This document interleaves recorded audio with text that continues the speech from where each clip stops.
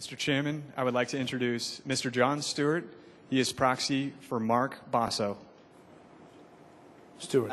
Good afternoon, Mr. Kent. And thank you for the opportunity to speak. My name is John Stewart. I work with Corporate Accountability International's Think Outside the Bottle campaign. I'm speaking on behalf of tens of thousands of people who have called on Coke not only to label the source of its Dasani bottled water, but publicly report on the health and quality of its water in the same manner required of public water systems. Today, Coke remains the last of the three leading bottlers to refuse to print public water source on the labels of its bottles. The corporation has claimed that people are not confused by the label in defense of its inaction. So why then the move by your competitors to provide, and now Congress to demand, greater transparency? In July of 2009, Congress held a hearing on the regulation, marketing claims, and transparency of the bottled water industry. In this hearing, members of Congress heard a report by the Government Accountability Office, whose findings echoed the aforementioned demands of the Think Outside the Bottle campaign. Congress took swift and deliberate action by issuing letters to 13 major bottlers, including you, Mr. Kent, and Coca-Cola, demanding the release of information to Congress, including the specific sites and sources of corporations' bottled water.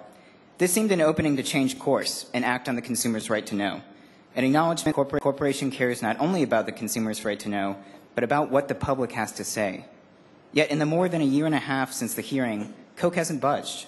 Why ignore the public outcry and wait for an act of Congress when you can act today by printing public water source on the label? So Mr. Kent, my question to you is this. Will you move beyond the current half measures to respond to public concern and label the source of Dasani bottled water and publicly report on the health and quality of Dasani water in the same manner required public water systems? Or will you continue to ignore public demands even as your competitors advance transparency as a means of building brand trust? Thank you. Thank you, Mr. Stewart. First, let me just start by saying that this is not tap water. There is a difference between tap water and what's in this bottle, in this plant bottle, I may add. Our labels clearly indicate the type of water in the bottle. There are different types of water all around the world. There's mineral water, there's source water, there is purified water. Purified water is water where we treat it with extensively treated water and then minerals added to that water. And we, in each case, appropriately label every one of our bottled water brands across the world, whether it is Apollinaris in Germany, Valser in Switzerland, or Dasani or Smart Water in the United States. Sometimes our bottles are sourced from municipal water providers before we treat it, but it is not correct to label it as tap water, Mr. Stewart. Dasani is purified water. It goes through rigorous treatment, purification before minerals are added to it. So I'd just like to say that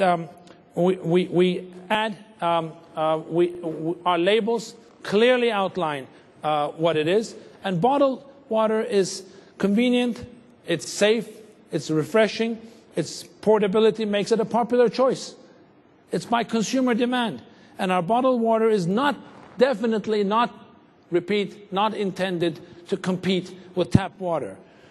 We support and we rely on municipal water supplies, and we believe people should have access to drinkable water everywhere. And finally, bottled water, like in this case, is also we've just found again recently, in the case of the terrible tragedy in Japan, is a valuable resource very valuable resource during natural disasters. So we believe that we are extremely transparent in the way we label and in the way that we distinguish between our different water brands, and also depending on what source that water came from, whether spring, whether mineral, or whether mineralized. So thank you for your question. I've got a question here from the Shareholders Forum. We received a number of questions, actually, and this question is related. The forum email was Keith, in parentheses. What are your expansion plans in China, was the question that Keith had through the Shareholders Forum. I can just say that you saw in the opening video 2 beautiful new plants that were inaugurated, 2 of 3 last year that we inaugurated in China. We have a stated $3 billion investment program which started in 2009, expansion and investment program which started in 2009 in China. 11 is the 3rd year of the $3 billion investment in China by our system. We have our bottling investment group, which are company-owned bottling plants, as well as COFCO China, which is a Chinese company that is our 2nd bottler, and the 3rd bottler is Swire Beverages. Collectively, we own 43 bottling plants in China. We're currently in the process of also investing in further bottling plants in China and more capacity in existing bottling plants because our business is growing at a significant rate.